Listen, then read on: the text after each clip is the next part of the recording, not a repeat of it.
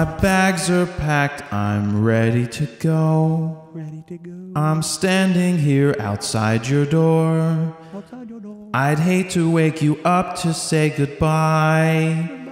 So kiss me and smile for me. Tell me that you'll wait for me. Hold me like you'll never let me go. 'Cause I'm leaving on a jet plane. I don't know when I'll be back again. Oh, babe, I'd hate to see you go. Yeah. I'm on an aeroplane right now. That's why I had to sing that, and I totally screwed up that line. There's that line where it's, the taxi's waiting, he's blowing his horn. Except now it's Uber's waiting, because it's totally different. Because I wouldn't take a taxi, I'd call an Uber. But anyway, why am I singing this song that so many people love when I sing in the morning? I do. I love when I sing. I freaking love it. I love it. Because I'm currently, if you're listening to this Monday at midnight, or between Monday at midnight and maybe 4 or 5 or 6 or 7 hours after, I am on an airplane on my way to Israel, flying out there for a photo excursion blogging type tour, and Adam's flying from New York, I'm flying from Philly, and a bunch of other people are flying from around the world. So what I'm doing out there is touring all of Israel with 6 photographers, creating content, having photo shoots, but that's what I'm doing. I'm on a plane, and that is really what's going on. Very nice. Oh, and I'm going to explain more about what's going on, because there's going to be a meetup there, but I think I should probably start it and do the intro and get that out of the way. What was that? I'm just double checking the Zoom. Oh, and I just saw you got your watch fixed? Oh, I did. Yeah. So now, finally. Now it blinks again? Yeah, it took me forever to find the right batteries and freaking get the thing open, but it's slowly falling apart, so I gotta get a new band? Yeah. All right, here we go. Jared, oh, that's how I do an intro, right? Yeah. Jared Polin, FronosPhoto.com. Welcome to RAWtalk episode number 84, which may or may not be called All My Bags Are Packed. And it won't say I'm ready to go, but yes. What is going on in Israel? I will be there from the 5th of May to May 12th, and on May 12th, which is a Monday, there's going to be a Fronos Photo meetup at Google headquarters, which is in Tel Aviv, and you can get more information on that on the website. You can go to FronosPhoto.com/RAWtalk-60. Fuck. FronosPhoto.com/RAWtalk-84. Correct. I don't know where 60 came from. I don't either. But that's where you can get information. So you have to email in to get the information on where you're going to be going. We want to know how many people you're bringing. It's free to go. I don't care how many you bring. Just get there. But email the email address that's on the on the page, basically, and they'll notify you by Thursday the 8th with information on where you're going, how you get in, and all that, because it is Google, and you need to do the safe checks to get in. So bring as many people as you want, put your phone number in there, and say how many people are coming, just so that we can get an idea for that. But I'm really looking forward to doing that at Google and at YouTube headquarters, because that is it's pretty cool to actually get invited there to do some speaking. How many, are they in a ton of countries as far as headquarters? Oh yeah, well they've got them. Yeah, they have them all over the. Well, it's the headquarters as it pertains to Israel. Can I do a Google Hangout with you? No. No. Well, speaking of Google, before we even get into the rest of this, and I guess this pertains to photography, so nobody yell at me. Google Plus is going away. I saw that. You sent that to me. It's about time, because nobody gave it. Speaking of about time, did you see that movie? About Time. It's called About Time. Who's in it? Refresh my memory. It's British sounding, and it's not Rachel McAdams. Maybe it's Rachel McAdams. Is she which one is she? Isn't she the cute one? Well, there's a bunch of cute ones. I don't remember, but About Time, I rented it, and it's this movie where all the men in the family have this certain kind of thing that they can do that nobody else can, and it's pretty cool. Is it like a chick flick? No, I liked it. Don't you like chick flicks? Oh, I love chick flicks.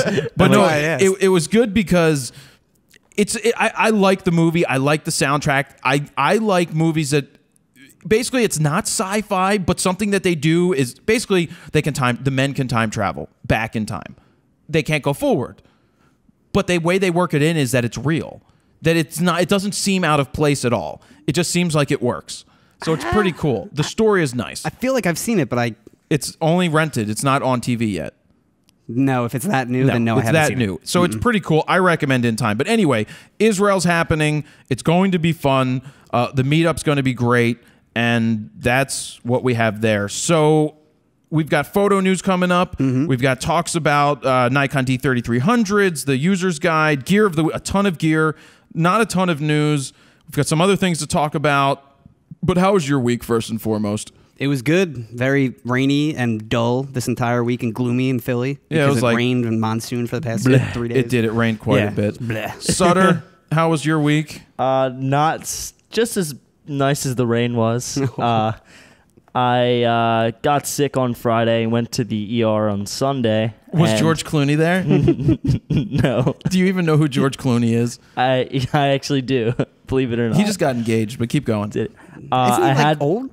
Yeah. I shouldn't say old. I mean older. It's older. He's getting married. He's older settling than down. me is what I mean. I had 103-degree fever, and I found out I had tonsillitis, and I have to get them removed. Yeah, I'm still curious how they took your temperature.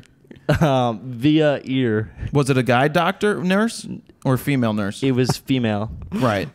How do you get tonsillitis? Do you think for 1 minute, possibly, that your girlfriend may have licked your tonsils, which may have transferred the disease that the redheads carry?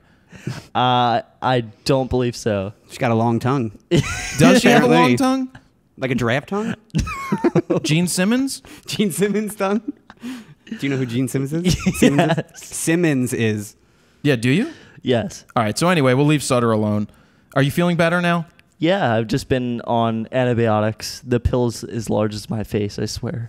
It's huge. I'm taking Augmentin, if anybody wants to know. You're taking what? Augmentin? Augmentin. And when do they come out? What? When do your tonsils come out? Oh, I'm not sure yet, but I'm going to the doctor on Friday to get a consultation. Yeah, the tonsil consultation. All right. Thank you, Sutter. Welcome to the show.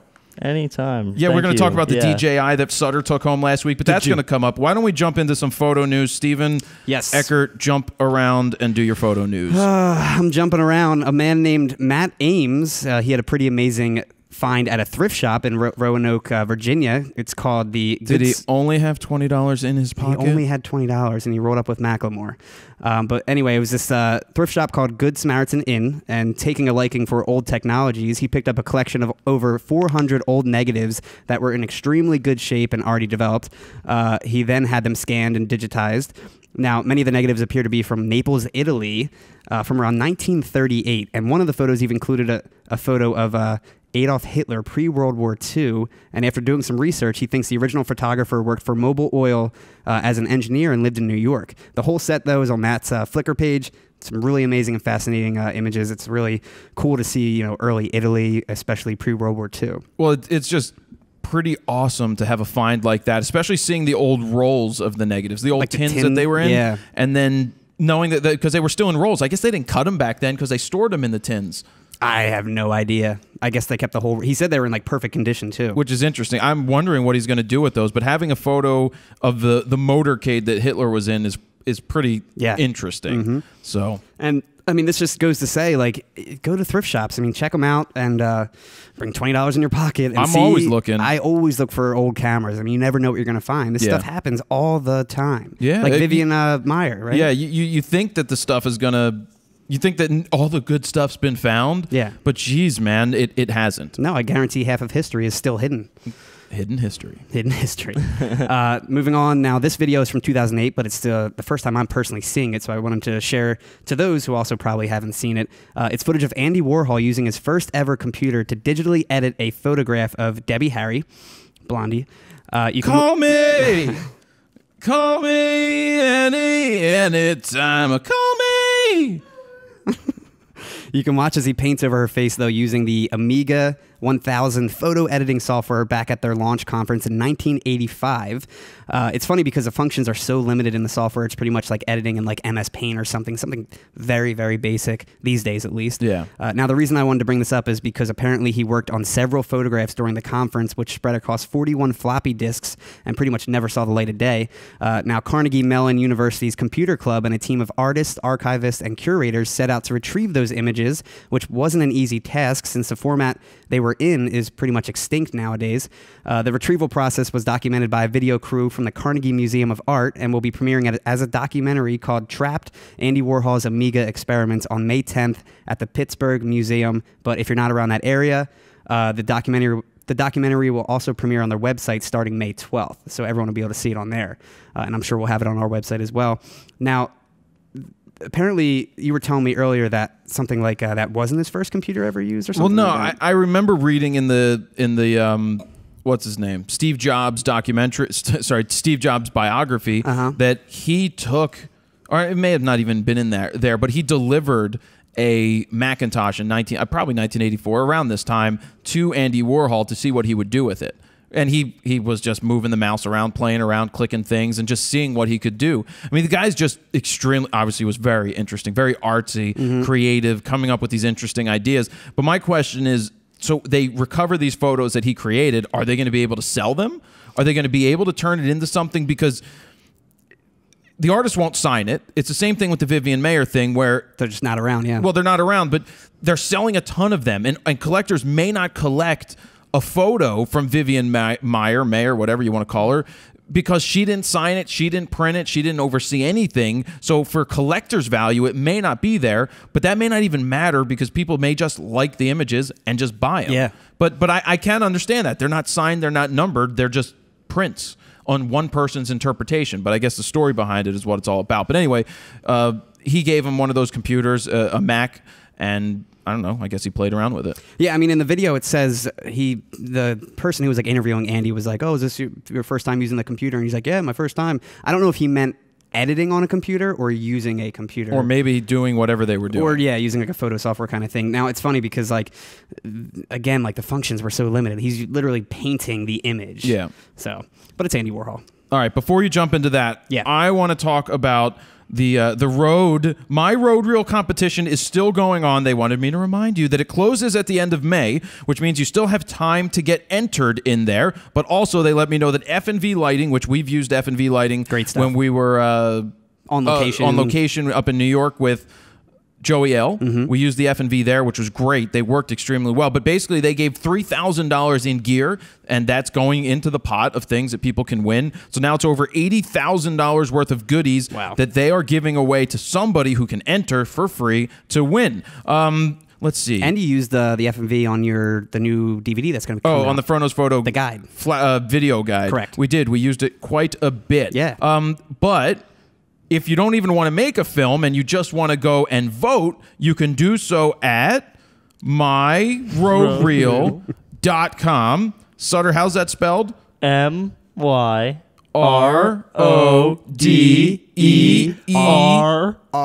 What did I forget? He said two E's. I forgot. Hold on. It's let me check my notes. Okay. myroadreel.com. Nobody says .com. So that's right. You can go over to myroadreel.com and you can vote as well as learn because they have a bunch of clips up there where they basically teach you. So just go to myroadreel.com. You can learn more about this. You can vote, and you can learn something from the people up there that put up free videos. And the tips I loved. I actually checked, I think, like 13 of them out, and it goes from everything from like the initial like casting to post-production. It includes audio, video, everything you need to know about film. Got it. Or video, I should say. All right, now back to the show. Back to the show. So Sony has officially announced the A77 II. Some worth noting specs include it sports a 24.3 megapixel APS-C CMOS sensor, 79 autofocus points, 15 of them being cross type. 79? 79. Apparently the autofocus system is like the big sell for this new camera. 12 frames per second, the ISO range up to 25,600, which is like standard these days. 3-inch tiltable LCD screen, which is always nice. 1080p video at 60 frames per second. also standard. Built-in Wi-Fi, and it's set to be released in June at a price tag of $1,200 for the body only and about $1,800 with the kit. And the kit apparently comes with a 16 to 50 2.8 lens, which is awesome. That's probably a good lens. Sony's known, I mean, they've got Zeiss behind it, so they make pretty nice lenses. And 16 to 50 2.8 is a great range. Great range. So if it's $1,800, it's 17, 16, 15, 14, $600 difference. You can count. I can count. Oh, I do it on my hands. Wow. Well, but you know what's disappointing? You know how they tell kids not to count on their fingers and they think that that's a bad thing? Well, maybe some people just learn better that way. Yeah. I learn better. I can visually count on my... I have trouble in my brain realizing that that's $600 different because I'm not visually figuring it out. I remember when I was in like, I don't know, second grade, whenever we were doing like numbers or multiplication or something, I did the multiplication songs my teacher showed me. Did you ever hear about them? No. They actually play like songs that have multiples and they just have a melody behind it. So Well, it was go like ahead and sing it. 6, 12, 18, 24, 30, 6, 12, 18, 24, 30. It was like that. Like Schoolhouse multiples Rock of six. kind of Yeah, stuff? it was like Schoolhouse Rock. And the but people with that created this multiplication. stuff were on drugs. And then it was like 7, 14, 21, 28. And then it would go on from there. I remember like all of them. That's good, though. 35. Yeah. I And then don't get it. it was great though. I mean that stuff like 6. But then there's sometimes where I'm like singing to myself, like trying to figure out a multiplication. People are like, freaking weirdo. But that whatever works for a person to trigger the stuff. Yeah. But anyway, with the Sony stuff, they make great lenses. They just don't have enough of them out there. And I'm still waiting for them to send it to me. I mean, they have an A99. I didn't even know the A77 II was even coming out. I didn't either. And that price is solid. Yeah, very good price. It's a good price. It's comparable to say a D7100, and Sony puts out a quality product. They just need more glass. Yeah. I mean, they're really stepping up their game the past 2 years or so. They got the money. They do have the money and the sensors. Moving forward, we have Samsung unveiled a new camera phone that is actually a legit camera phone. It's called the Galaxy K Zoom. It has a 10 times optical zoom with a 20.7 megapixel sensor. It's similar to the Galaxy S4 Zoom. It actually has a physical lens that zooms out, which is really cool. It's not just your standard iPhone that's just flat and you digitally zoom in. Some notable specs include a 0.3-inch BSI CMOS sensor, optical image stabilization. BSI? I don't know what that means, but that was included Is in that the the specs. backlit? I don't know. I don't know. Optical image stabilization, which is nice. It's not digital. A 4.8-inch display, and the 10 times optical zoom, which is equivalent to 24 to 240 millimeter. And it's an f3.1 to 6.3 lens, which isn't great, but it's a step forward to what it's going to be as far as like legit cameras being in They phones. have a price on it yet? There's no price yet or an announcement as when it'll be released, but hopefully sometimes soon. And it's just another reason why these point and shoots are just dying. Well, yeah, point and shoots from Nikon, Canon, Sony, Olympus, Pentax, Ricoh, Samsung, they're being all put to death. At this point, they're not... Yeah. That market's dead. Yeah. So putting it into a camera, it's going to be interesting to see what Apple... Sorry, into a phone. It would be interesting to see what Apple decides to do. I mean, Apple is saying that more photos are taken with an Apple device every day than pretty much anything else. It's pretty insane, and it's pretty obvious that they're trying to take over the photo world and camera and Take phones, over the world in general. Well, yeah, but phones are doing that. Phones have done. We know that everybody has one, and they take photos. Now, are they going to give people crap that show up to a concert with that thing? And another thing is that thing going to be in your pocket? And if it's in your pocket, it's going to accidentally extend, which is going to kill the motors. And what happens when that happens? Because you're not going to send your phone away when it breaks to have your lens fixed. My point and shoot used to do that all the time in my pocket. And then I had to like restart it, and sometimes I get all screwed up. I have to like push it back in. Right, because the motors got messed up. So there are issues that are going to happen with that. Because back in the day, you would leave your camera to get fixed. Yep. You still had a phone. You're not going to have a phone if you leave your camera, get it fixed anyway. Very true. And I don't know if this thing actually, when it's not zoomed, if you can, almost make it flat. I don't know how the back of it is. It's probably still a little protruding in the back. Yeah, we'll have to see. Yeah. Let's see. We have a new photo series simply titled Celebrity. It's by photographer Chun Long's son. He basically takes infamous world leaders and has them pose with cute and cuddly stuffed animals. These are some serious photoshopped images, though. Very well done, though, I will say. They're ranging from Saddam Hussein to Fidel Castro. So he basically started with models that looked extremely similar to the world leaders and transformed the models' faces to look just like them in Photoshop. And it's just really neat and interesting. I mean, the way he did this, as far as first getting the models that look just like them, and second, making them look so realistic. Yeah, they are very interesting. They're over on the site. You can go to phronosphoto.com/rawtalk-84. You can see all the photo news stories there, including these photos and much, much more. They are pretty damn interesting. They are. And then the fact that they're all with these cute little cuddly animals, ironically. Exactly. Did you know, I'm interrupting. Yep. I mean, you're not even getting to the next one. I was walking to get a coffee. I don't drink coffee. Why do I say coffee? I was going to the tea place to get a tea and to read a magazine because that's the only way I can get out of, basically focus on reading my magazines, my ink magazines and stuff, which are so good when I read them. I love doing it. You love your magazines. Well, but I don't read them ever. That's the problem. I have piles of them. So what I have to do is go to the tea shop. Like force yourself? Yes, walk down the block. But literally at the corner on Shackamaxon and Girard, right next to Egg, Philly.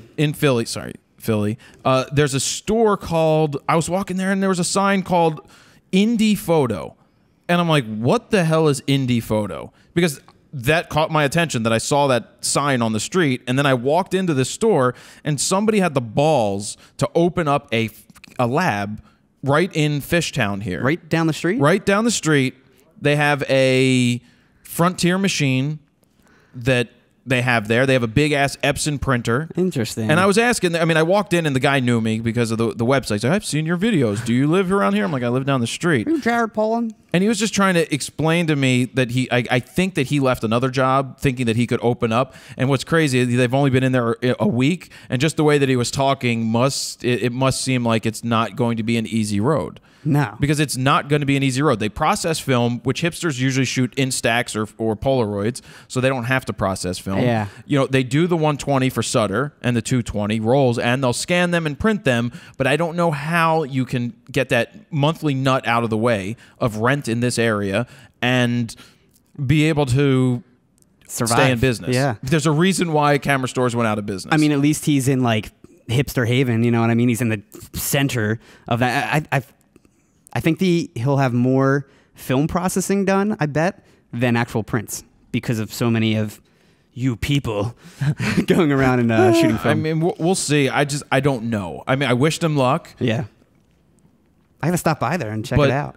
But yes, like these days, it doesn't make sense. it doesn't. I don't know how you're going to open up a lab today. Or unless you've reinvented it somehow. But unless you're offering something that people can't just get at Adorama Picks. Make it like a Pizza Brain / photo place. Well, they have that. They have coffee bars / camera developing places. Or and that. Lounges. They do? Yeah, I've seen them, heard of them, or thought about it before. You know? Well, your idea's out there now. But Everyone that's knows fun about it. because I wouldn't do it. But a basic lab, like if you were to open it up and just have digital printing machines there, no chemistry, because getting into the Frontier machine and dealing with chemistry is an expense. He's doing chemistry, right? Yes, it's not. It's so expensive, I mean. Right, but if you just, Noritsu makes a machine that runs off of Epson technology that uses ink.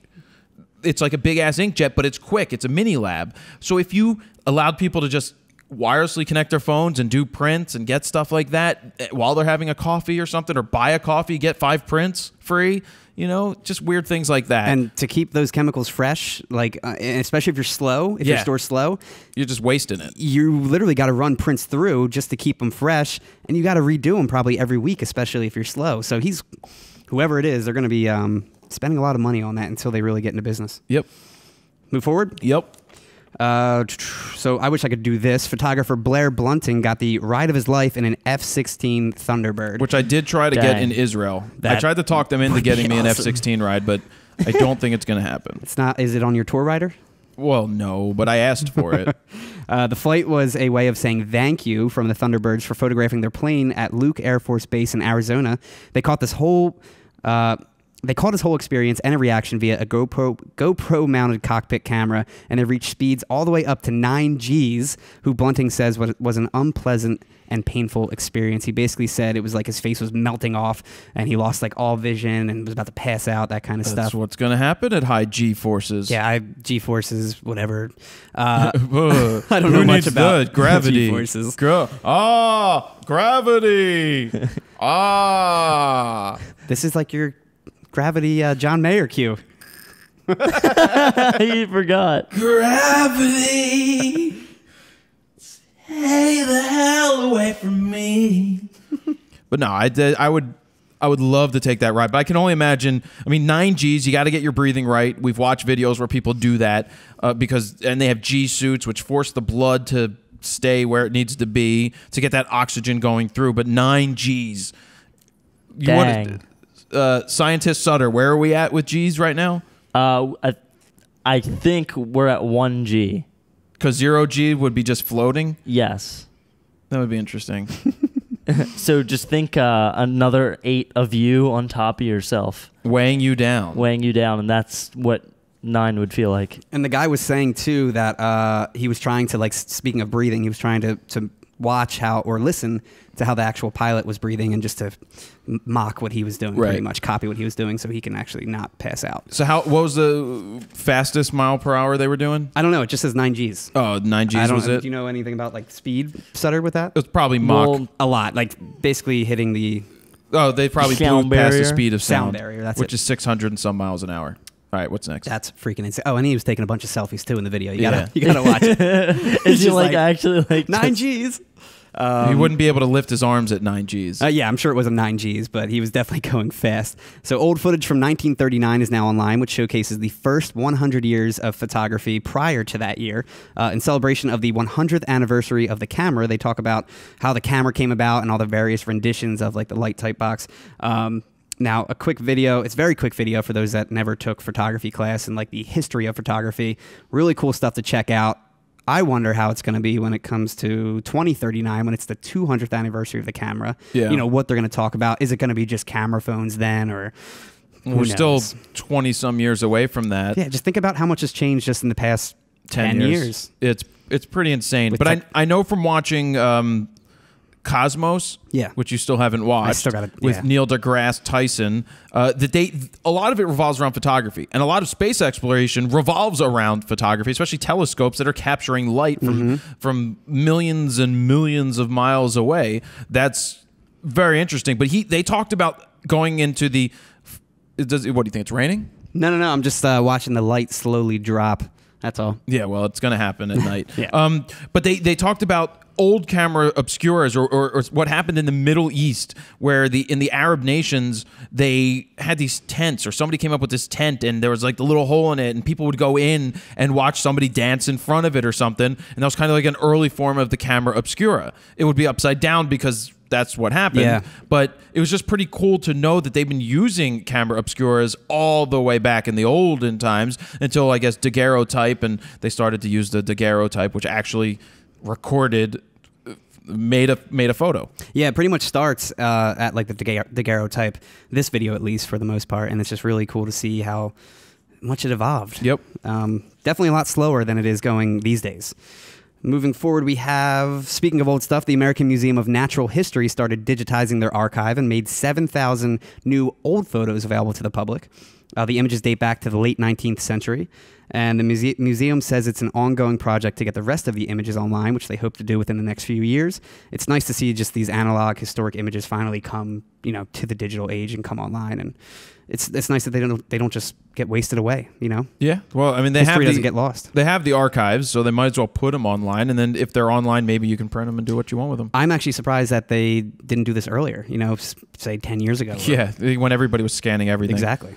Yeah. I mean, at least now they're scanning them full res, where I'm sure prior 10 years ago, no, drum scans back then were incredible. Were they still good? Oh, drum scans are still good. I never scanned then, so. Well, drum scanners were the highest quality things that you could do. It's just that nobody really does that anymore because nobody shoots the transparencies and everything like that anymore. So, I mean, you should see the quality of those drum scans. They were so expensive. Like, each scan was $100 or something. Wow. I don't know the price, but it was expensive. For like a strip of negatives? No, but you wouldn't really do a strip of negatives for drum scans. You would do more, something like a 4x5 or a 2 1/4. Oh, okay, gotcha. But then the way that I don't know how the technology worked, but it would just give you some kind of very high quality scan. I gotta YouTube that and check that out. Yeah, drum scanners. Yeah, definitely. Drum scanners. Now, this is for you Canon users like Sutter, who shoot a ton of video and always run out of batteries pretty much. Gang. Photographer Chris Winter has solved that problem and shared how you can extend your standard Canon battery up to 9 times, which is about 9 hours of continuous shooting. It's a total do-it-yourself makeshift kind of method, but it's reliable, according to Winter. It includes a 10,000 milliamp Anchor battery, a DC coupler from Amazon or eBay that you can buy, a hot shoe plate, and some industrial strength Velcro, which will cost anywhere from like $50 to $100 for the whole kit, depending on what brand you get. And he put together a whole video explaining the process, which is really neat. It's pretty much you just pop the coupler battery in, you hook it up to the new one, which gives you that 9 hours of just continuous recording. And it's kind of like what we have set up for the middle angle for the Nikon, except it's not hooked up to, to AC adapter. It's AC power, so it's connected to the wall. Exactly. And you said $50 to $100, even at 100 for 9 hours. That is more than worth it. That's gonna be cheaper than anything you're gonna buy. And I looked up the battery itself that is up to 9 hours, and that is about $39 on Amazon. There's a bunch of different ones like that. Yeah, and you can buy a whole bunch. I mean, I don't know much about these kind of batteries, but he said this one was a pretty reliable, cheap, inexpensive. Well, there's a ton of them. I mean, I've got the mono price ones. They're just China made. They're all the same. They just slap somebody else's name on it. Yeah. But they're USB powered and they're good. Yeah, I don't know if it's just because this one hooks so easily up to the DC adapter, but that's why he, I think, specifically got this one. This one's for those into street photography. Brandon Stanton, the man behind the Humans of New York series, showcases how he approaches strangers on the street, his secret method. The 15-minute video is from his recent guest lecture at the University College of Dublin. It's very basically small and intricate details that he shows off, including the biggest thing, which is just the energy you give off, the vibe. He says pretty much just don't be awkward. Very simple stuff. But I'm not going to really explain or go into detail. You just got to really check it out to fully, understand what he's talking about. But that's all you got to do is just don't be weird about it. Sutter. Hi. Can I take your picture? Can I take your picture? Hi. Hello. He's like yodeling at him. And one of the last stories, over 62 grand of camera gear was stolen from a Leica store in the UK. Serves them right for charging that much for a camera. Red Dot Cameras released a list of all the gear that was stolen, including the serial numbers, which includes a bunch of lenses and a few bodies. Red DOT, or just, is it like... It's spelled out, yeah, DOT. Oh, it's not red with a dot that's red? It's not like a red period cameras. It's red DOT I cameras. hope it's not red period cameras. That wouldn't be good. I was leading myself up to that one. You walked right into the flow of that one. Did you Where's the whole did they have lens tag? I don't think so. It would have been nice because they probably could have at least tracked these down a little bit or stopped from the reselling. I don't think anybody's going to be able to resell them though. No? No, because they'll get all the serial numbers online still, and anybody that goes, it's Leica stuff. Yeah. Everybody who, I mean, what are they going to do with it? Because the people that probably stole it don't know what to do with it because they may not have any idea. Or but maybe they do. Because, I mean, and they'll just use it. They did hit a Leica store. They did hit a Leica store. Like something, cheap. That's true. Now, the funny thing is they only had like 10 lenses stolen and like 4 bodies, but 62 grand it They're equaled expensive. Out the video. Yeah, crazy expensive. Yeah. And then moving forward, regarding Leica News, they announced their new Leica T mirrorless camera that we talked about last week. The specs are the same, and I doubt any of you will actually get it, so I'm not really going to go into detail about that because we talked about all the specs last week and they're the same.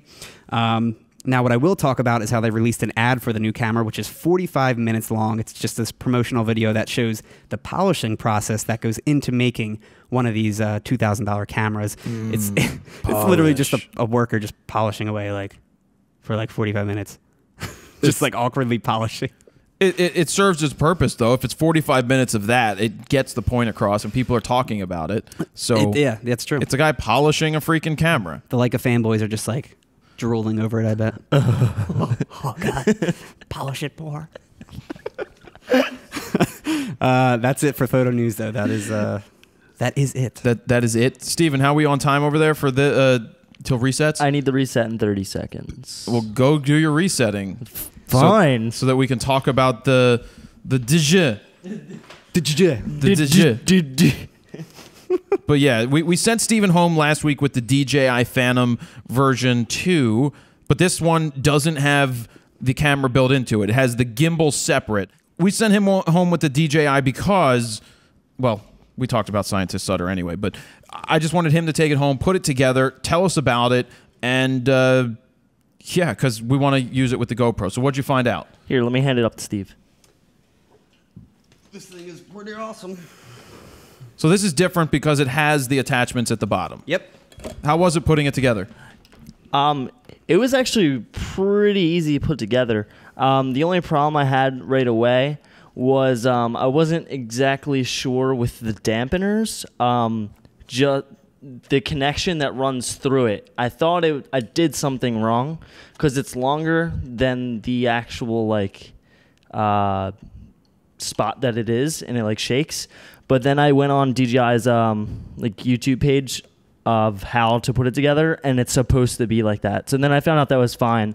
And then besides that, it's just 4 screws that screw up right into the Phantom, and it took me only a couple minutes to do that. It wasn't hard or difficult at all. And then how do you control the GoPro when it's on there? It's actually really neat because right on the back of the controller, there's a little there's a little slider, and I guess with like your ring finger or your pinky while you're controlling everything else, you can slide it back and forth, which will make the camera face either out or down. But you can actually, it's a smooth pan anywhere in between. So you can stop kind of like on a little 45 down or a little 90. Well, yeah, no. So basically what happens is when you move that, it controls it. It controls the gimbal, so you can tilt it all the way down, you can have it point all the way forward, or you can do in between. Now, the only difference is between this and the other DJI Phantom II Vision, or the Vision Plus, is the fact that you can preview right on your iPhone the flight. You can see the camera. But with the GoPro, you can't do that right out of the box. You need to buy some third-party accessories that the Phantom's already built to accept some of the transmitters, but you have to purchase it. Then you have to figure out how you're going to preview it when you're flying, and that's one thing that you definitely need. I think it's, for sure needed because... Well, this flying blind isn't going to work. Exactly. Yeah, otherwise you have to keep it close, and... Yeah. That's no fun. I mean, at least with the gimbal, it's nice and stabilized, so... Well, we know, with the gimbal, it's going to be unbelievably stable, and that gives us a chance to shoot with the GoPro on... What's it? ProTune. Which is pretty much raw video, opposed to shooting it compressed, which is what the DJI Phantom Plus 2 camera does. It's really compressed. This way you can get better quality video from the GoPro. And photos are pretty solid from the GoPro. I mean, the distortion isn't the best. The photos are fine because it shoots RAW, which the GoPro doesn't. But and to trigger the GoPro, you basically have to tell it to shoot a photo every second or something, so that it's time lapse. Because you won't be able to trigger it. Just make it keep taking pictures. You just have to take it off and tell it to take pictures, and then you'll just point it, wait 5 seconds, and then just hope to get the shot that you needed. Yeah, I mean, it's I don't even see that as much as a problem because you might even get something you didn't know or you weren't trying to, and it looks great. Yeah, and there's so many things you can use this thing for. I mean, weddings and you were gonna do like real estate flyovers. Yeah, or something, little right? just overheads of houses and stuff. Aerial views. All right, cool. Fly it at your ex-girlfriend, all kinds of stuff. All right, let's remove that from the table. Some people's windows. Sutter, come grab the other thing to get up here that I want to talk about. I'll just put this down here. And this is an interesting discussion, and I pretty much call it the importance of setting people up to be successful, opposed to not that you're going to set people up to be a failure, but it's really important that with employees or kids or pretty much anybody, that if you want them to succeed and do well, you get them the right tools for the job. And in this case, I just picked up something for Steven Eckert here that I ordered in, and it came in, and we've got this Asus PA279 Pro Art Series LCD monitor.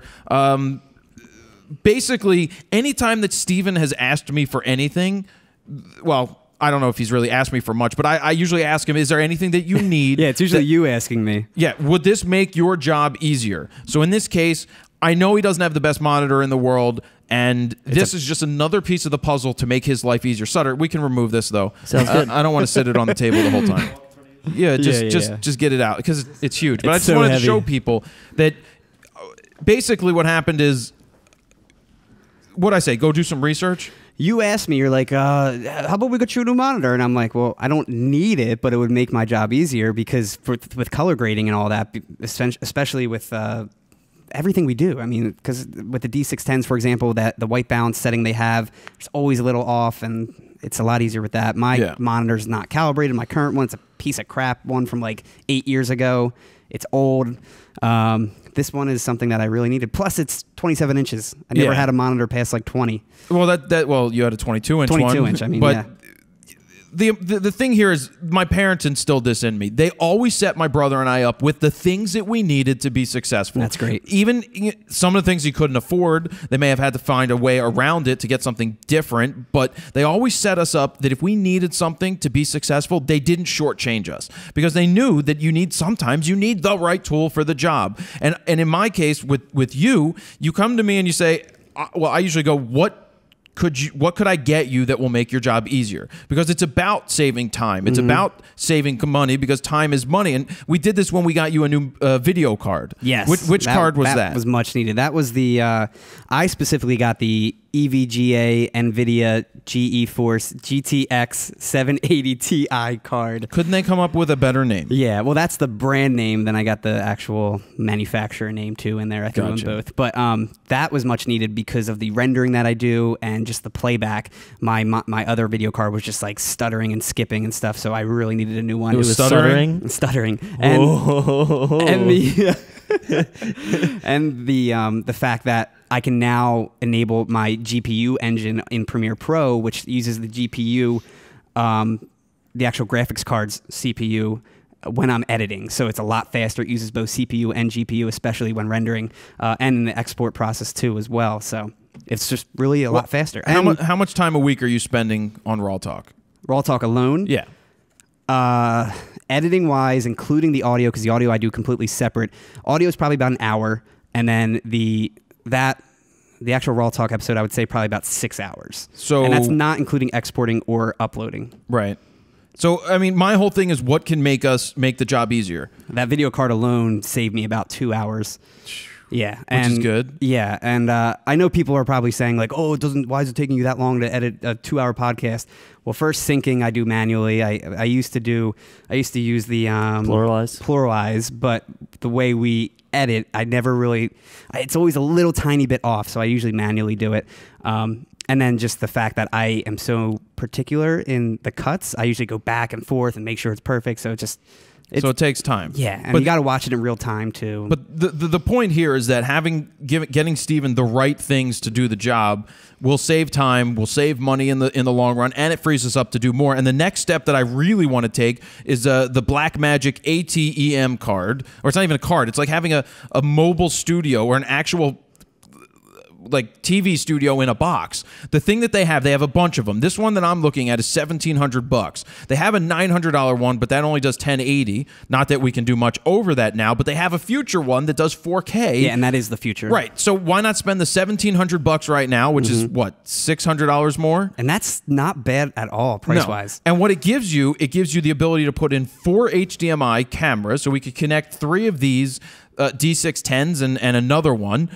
And then it gives you 6 SDI inputs, which are more of the professional cameras, so you can input all those. And it allows you to have all of those things in a switcher. And it's a switcher so that you can use your laptop to sit there and say, take camera 1, take 2, take 3, take 4. And it's recording all out clean to our Atomoses. So the Atomos could basically be a final product, and we could have a finished RAWtalk almost as soon as we're done. Well, the nice thing is too, instead of having 3 Atomoses on 3 DSLRs, which equal 3 big files, we have everything switched into one giant file, which ends up being probably, with the Atomos being the lossless ProRes codec, I don't know, probably 150 gigs or so. Yeah. But it would be good to have a completed thing, and then we have to figure out what we would need to do to the audio, because you do some compressions with it that are still very important. Well, what we could do is the Zoom actually has compression internally. We could line out to the Blackmagic, and then from there, if we're live, we can use that. But for probably the final video, what I'll do, since it's recording lossless to the Atomos,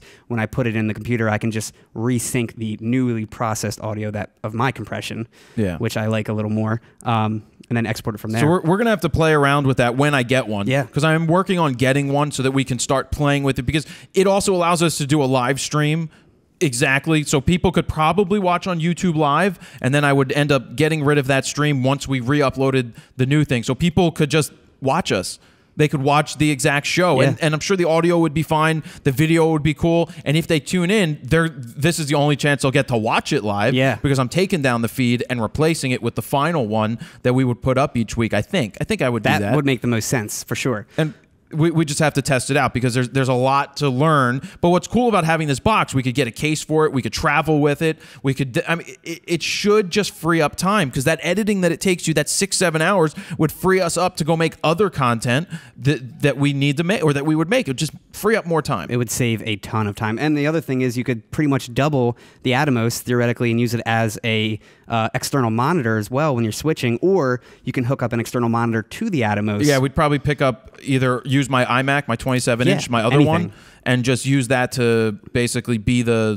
display to change everything around. Oh, and then just speaking of the display, the one I got over there, just want to clarify this for those people that are like, oh, you should have got something else or whatever. The price range we were looking for was like $600 to $800 for a monitor. So Asus, I believed, at least from my reviews and checking out and researching, was one of the better ones to get, especially the Pro Art Edition, because it's 10-bit color depth and a bunch of other things.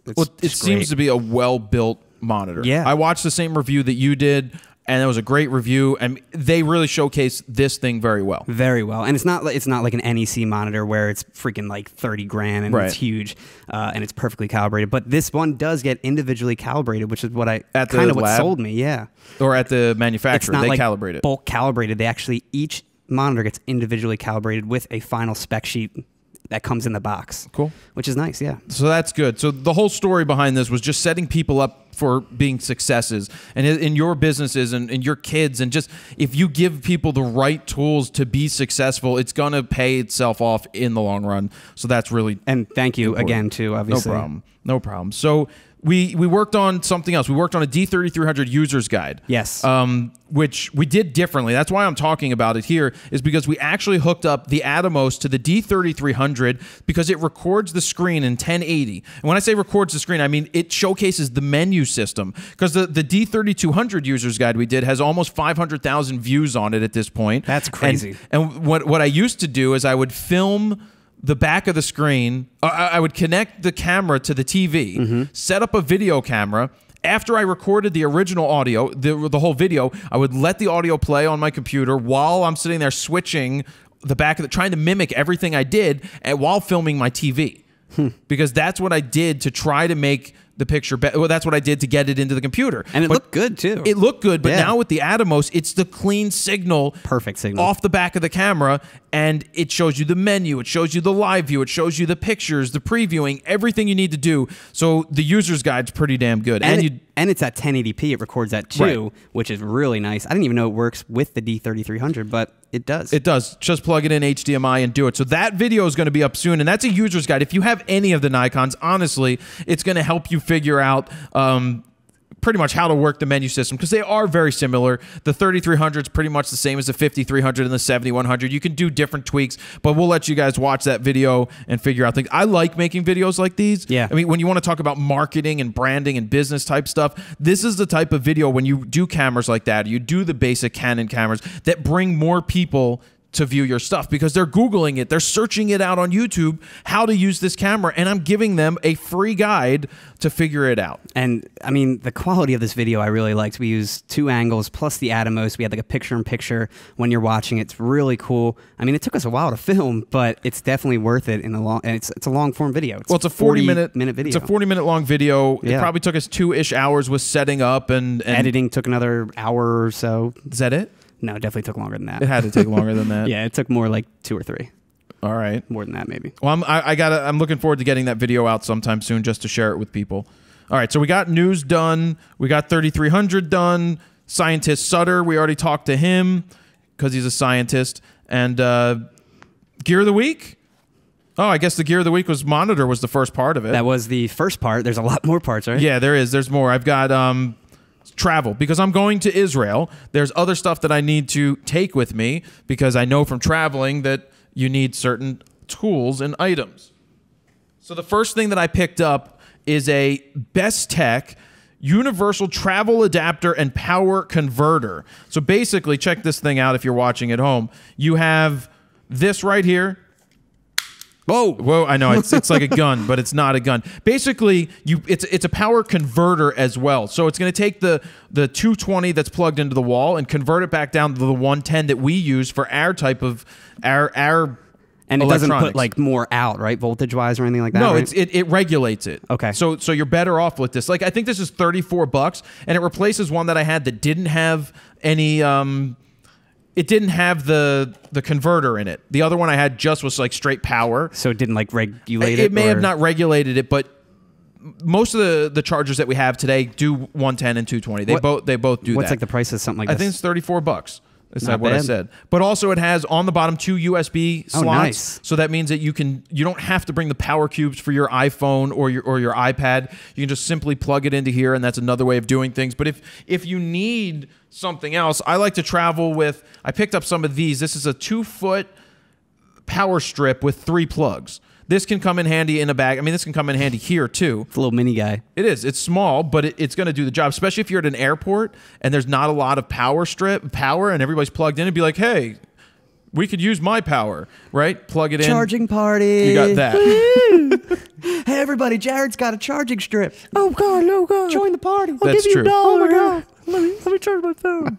So another thing that I also picked up that Adam said he had, and I believe this is $34.99. This is a Belkin power strip. It's a big but boy. it has a surge protector. It's a surge protected power strip that already it has 2 USBs in it itself. It has 3 places to put your plugs. This is something that's good when you travel and you go to a hotel, maybe in conjunction with the little extension cord, because you know how many times we have to unplug a phone, unplug the clock and things like that just to get one thing to plug in. In this case, I don't have to. I plug in the phone, I plug in the camera, the charger, and the battery. It's all in one thing, and it's surge protected. So this is kind of something that I'm going to start keeping in the bag because you never know when you need either extra power, USB power, or a surge protection. Well, yeah, the surge protection is great because when you're at a hotel or something, I mean, those sockets aren't, at least that I know of, those outlets aren't surge protected, so you can easily just pop this guy in and you're good to go with your laptop or something.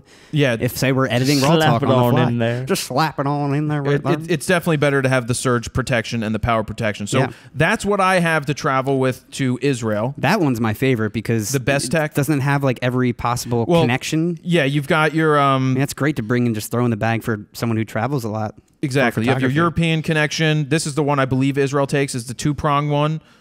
They also have this, which looks like ours, but it's also Australian. Gotcha. And then they've got the one up top, which is European. Oh my God. I know it There's shoots so out. many It's like different psh, so that plugs in, and you're good to go. So you couldn't plug that in a American slot, You could. right? You could? Oh, Yeah, it does have this- regular it's too? US right Not here. I mean, regular, I shouldn't say, but well, for us, for us. for Yeah. us, you've got it says US, and Australia. Oh, at least they're marked. That's nice. Yeah, it tells you that that's UK, US, and EU, which is Eastern Europe. Gotcha. And I believe that Israel does take those depending on where you go. So I'm excited. I think these things are all good to have in your bag. For sure. And stuff like that. So there's a couple more pieces. Yeah, we got a lot of Last gear of the week. gear of the week. chair of the week. So many gears. What else came in the mail is the Lumu. That was that Kickstarter project that How's it smell? it smells like leather. It smells like a cow. The inside of a cowhide. Is it pleather or No, this is actual real leather. legit? No, this is too legit, buddy. This is Quit. too legit. So this is the Lumu. For anybody that can see this at home, if you don't remember what it is a light meter for your iPhone. Basically, you plug it into the bottom of it, and it will read it like a light meter. But the thing is, I think it's terribly too expensive for what it is. Do you know what the price is offhand? I think it was like $139. Wow. Diggity dang. Which isn't bad when, I was spending $299 or something for one that I used when I shot film. Yeah. But in this day and age, I don't even understand why you need a light meter. No. Especially because this doesn't do flash. It's just ambient light. So that's just a light meter that works for your phone camera, right? No. No. It actually works as just a regular light It's a meter. light app. meter. You plug For it any- in. okay. And it reads the light, and on the screen it tells you what the I didn't lighting know, is. I didn't know if it was actually working internally with the phone's flash It has or nothing whatever. to do with the phone. Yeah, I didn't know if it was like it's that. It's just a light meter. Gotcha. So back in the day, what?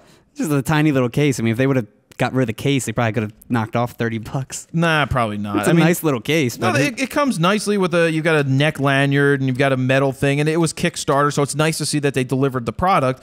But I really don't know that having this stuff is necessary these days. no, it's a nice presentation, but do you need it? Well, light meters aren't very necessary when you have the screen, when These you're shooting days, digital. yeah, not right. at all. And even back in the day, what they used to do is you would take a Polaroid so you could see the image to see that your settings were right. So that's kind of similar to taking a picture and looking at the back of the screen. Because there's those people that yell at you, oh, you should be using a light meter. And I'm like, well, why does it matter anymore when I can sit there and preview it either on my screen or put it into the computer and verify it and shoot RAW and be pretty damn close. Yeah. Back in the day, it made more Much more sense to have a light meter. We would read it, so we'd have a 3-to-1 ratio. You know, the background was 3 times bright or 2 times brighter than the foreground or the subject, just so that it was for a high key. You know, you had your different ratios that you worked with. And then some things that other people did is they did a clip test. What's a clip test? Not a snip test. Not a clip moil. test? Yes, a clip test. So basically a clip test would be they would take some test shots, then they would go into the camera, take the film out, cut some of it, clip it, then go and process that to see if their settings were right. But all this before they did the shoot because they wanted to make sure the settings were right. They would process like on location? Either on sometimes they would do it on location or 40 they would hours send later. it out. Or they would send it out to have done. Yeah. But that's probably done in the setup. Maybe it's done before the model even gets there. Man, it took so much more work. But they knew they had to get it right because Yeah. they couldn't preview it. That was their way of previewing it. I even remember back when I shot the flyers in 93, 94, 95, that area, 96, they had film processors in the press room to do Wow. E6.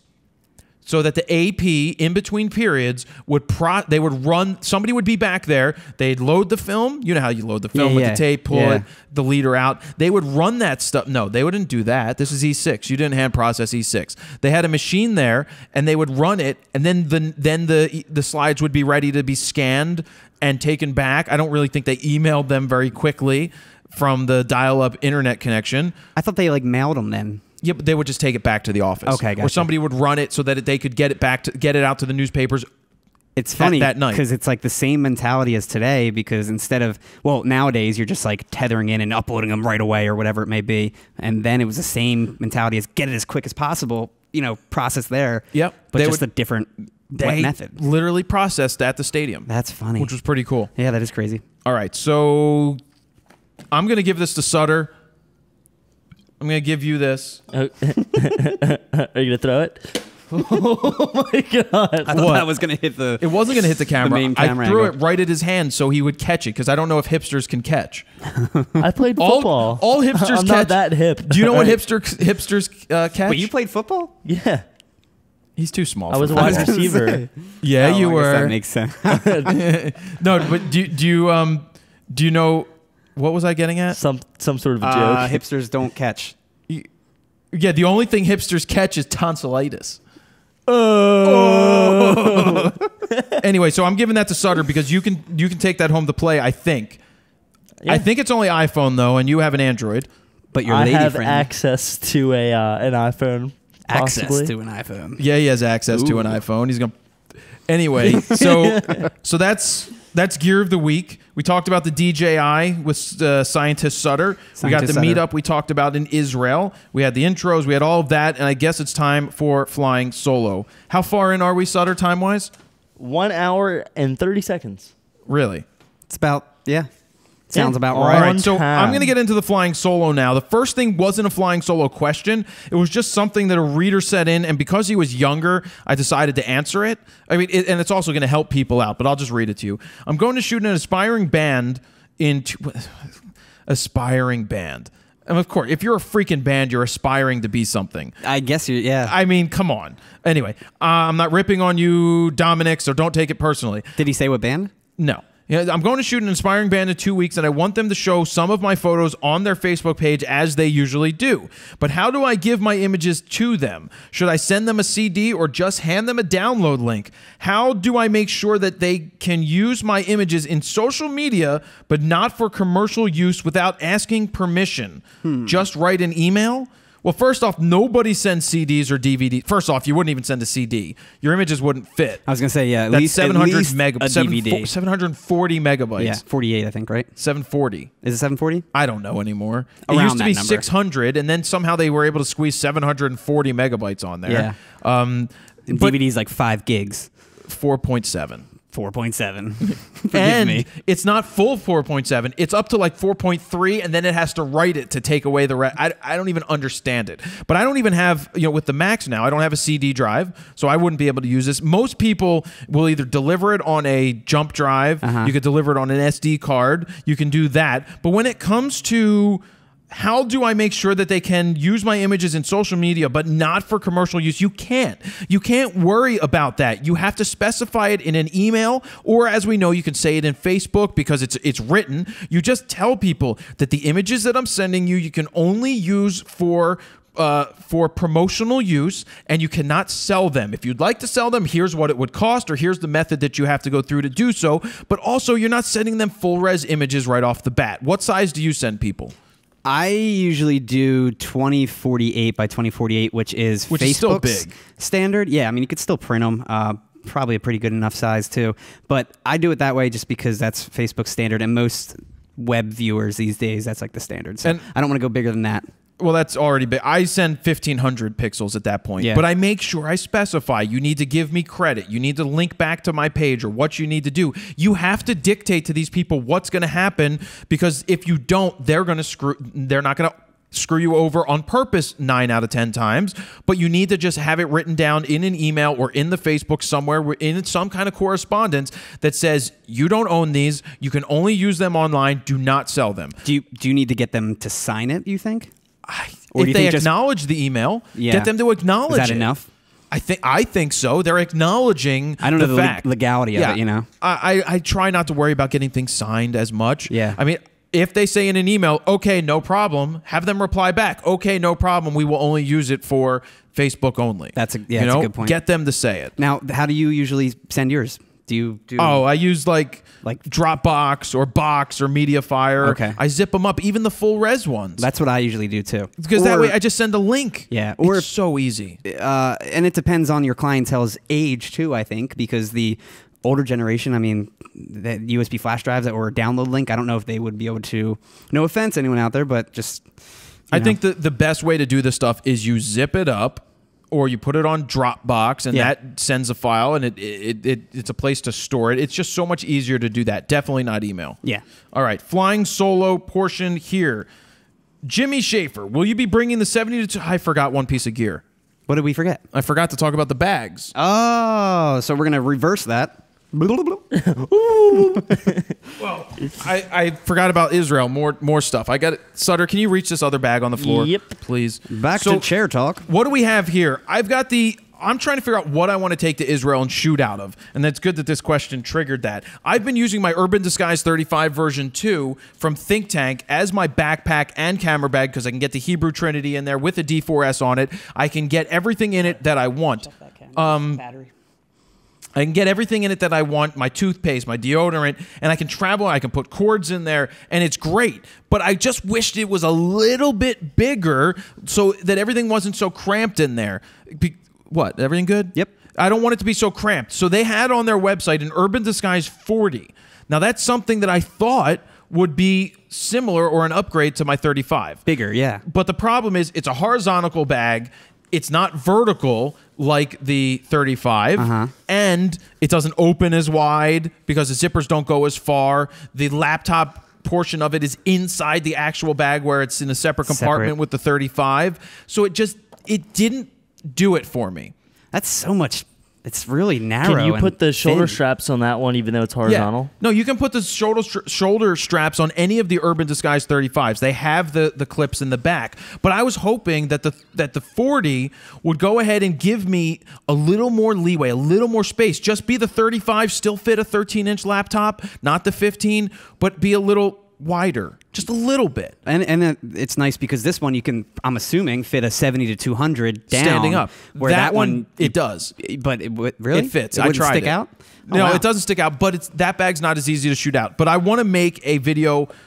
I want to make a comparison video versus, like this one versus that one, so that people can see the differences. Because on the website, you can't tell from the sizing charts. Like, oh, this one's 19.7 inches and this one's 20.2. So what? I can't visually this big and you get it. It's this big. I can't figure that one out. So I'm just looking to give them some feedback on how they could possibly make it better and for the future. Your retrospective 40 looks bigger than that, right? The retro 40 is much bigger than that one. Yeah, because like I would assume that would be about the same size. Yeah. All right. So Jimmy Schaefer, will you be bringing the 70-200 with you on your trip?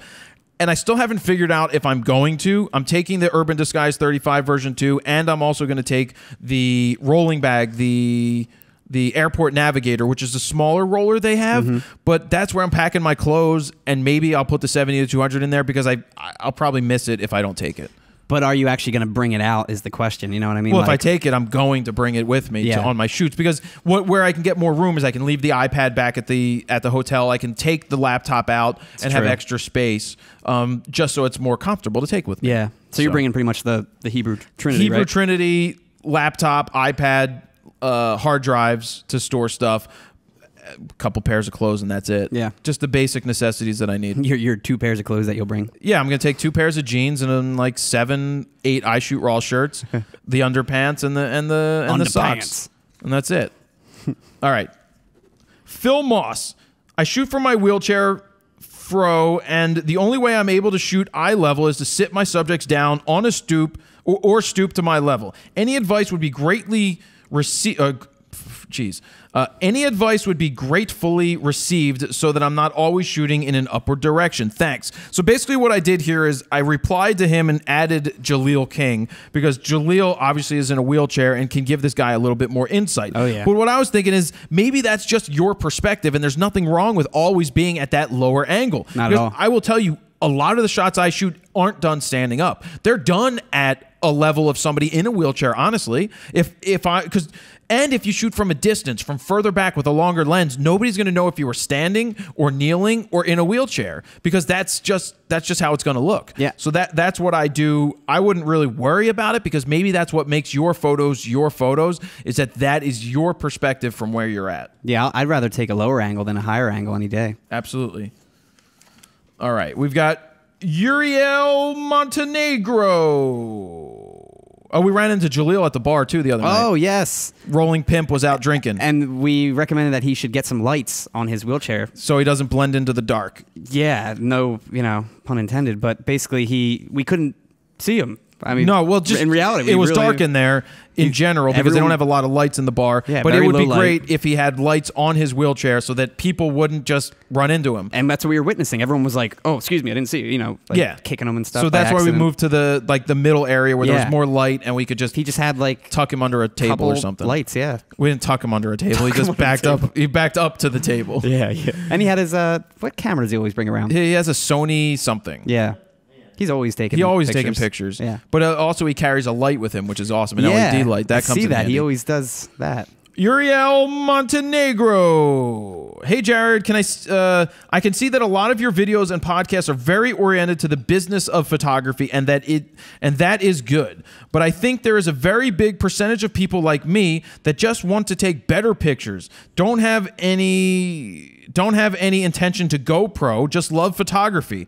From all your big audience, how many do you think are really trying to go pro? I honestly think a majority of people, I would say 75% of the people that are out there are looking to make photography some kind of profession or to make some kind of money out of it. But I do talk about the business end of it a lot, but I also make those videos that help people as just photography, because it's important. I think the business part's important. And even if you set out not to make money at it, maybe making a couple dollars here and there is going to pay for getting more lenses. Yeah. I mean, even if just fund your hobby. Yeah, and even if you just do it for fun and you just like giving this stuff away and you're independently wealthy, it's not as much of a big deal because you're out there shooting for fun. But a lot of people are interested in the business aspect because they want to make some money off of the work that they do. And I think a lot of people realize, like, they start off doing it just for fun or as a hobby, and then they realize, hey, I'm actually pretty good at this and I can make a decent living out of this, or this is my passion. Yeah. And they end up making a business out of it. Exactly. They can get some money and buy some gear. Yep. Bryce Goodall, not Jane Goodall, who I have no idea who that is. who studied gorillas in Africa. Okay. I have a question for Steven. Which one? You. Okay. When are you going to quit the radio station and go full-time working for Jared? Ooh. This question has been asked numerous times, and I'm not going to say anything, but what I will say is, let's just say soon. That's all I'm going to say. I'm going to leave it at that. Eric Arnold, what is your opinion on big businesses like Adorama Picks closing for weeks at a time for holidays? My opinion is interesting on this one. Well, I get it. They close down for the high holy days. When I say they, the majority of the stores in New York are owned by Jews, Hasidic Jews that are observant of different high holy days. They shut down Friday at 2 p.m. to get home for sundown to have the Shabbos dinner. They are closed Saturday, but they do open Sunday, which most stores are closed Sundays, but the Jews like to open on Sundays because that's the beginning of the week. To them. Really, in Israel, it's like Sunday is Monday type of thing. Because because Thursday is like the Friday, and Friday they do their stuff or whatever. So they're doing Thirsty Thursday all the time, huh? Basically. But so look, it's up to them to decide whether or not they want to close and do business, because they really close down the online stores as well. They don't take any business during those holidays, which it's a pain. Look, for me, if I was in business, I'd be liking to do it. I would like to keep my business running, and there's business and there's religion, but obviously they believe in what they are doing, and that's why they observe that. And like I would tell you guys off camera, I'd go into more of my opinion about that whole thing, but really that's what I'll say on the public face is that it's their choice. It's not my choice to tell them what to do. I understand why they close for the religious holidays. Yeah.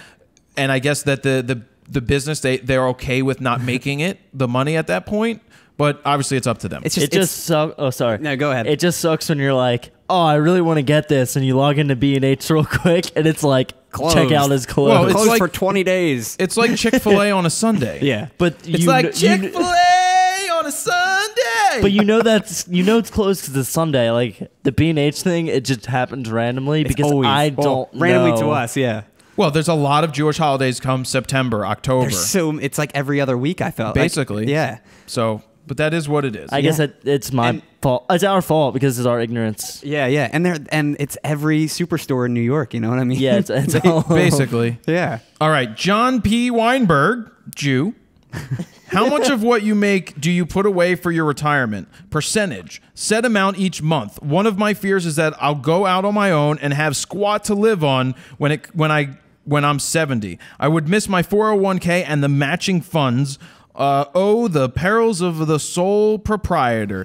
Now, this is something... It's a good question. I can't give you the exact percentage of what I put away, but I do put money away every quarter into my retirement funds. My dad has always stressed since my brother and I were younger, the importance of saving money and putting it away so that you have it. My dad always put money away. Like the mentality in his time was, let's put away money and so we have it when we retire. He got his brother to do the same thing because his brother was not preparing to put any money away, which is kind of stupid. But now he thanks him for talking him into doing it, because now he's fine with money because he set it aside a long time ago. So that is something that you really have to look into. Now, when you're going out on your own, or we'll talk about the 401k part, when you are working for somebody, that is something to keep in mind, that when they max out, they offer you the matching funds, meaning if you put away $200 to your retirement fund, that the company has to put away $200. They match it. So my dad has always said, if you work for somebody